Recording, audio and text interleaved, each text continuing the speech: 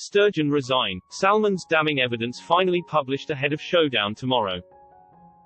The bitter war of words between Alex Salmond and Nicola Sturgeon exploded into a genuine threat to the First Minister's position last night.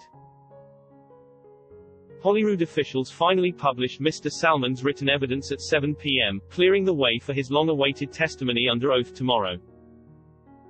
In the submission, he claims a cabal of SNP and Scottish Government figures, including Ms Sturgeon's husband, plotted to have him put behind bars.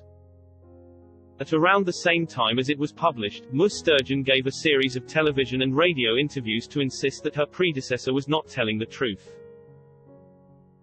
Mr Salmond is due to appear tomorrow in front of the committee probing the Scottish Government's botched handling of sexual misconduct claims made against him. He has accused the First Minister of breaching the ministerial code and misleading the Scottish Parliament.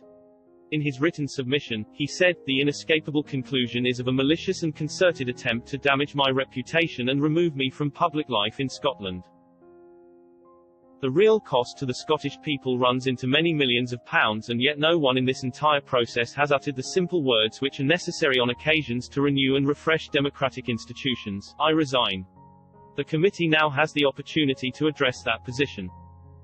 If Ms Sturgeon is found to have breached the code, she would be left with little option but to resign.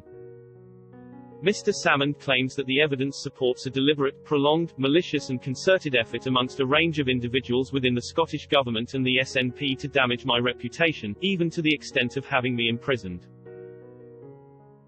He names Peter Murrell, Ms Sturgeon's husband and the SNP's chief executive, and Liz Lloyd, Ms Sturgeon's chief of staff, along with two senior SNP figures, Chief Operating Officer Sue Ruddock and Compliance Officer Ian McCann, as part of the conspiracy. Mr Salmond adds, "There are others who, for legal reasons, I am not allowed to name."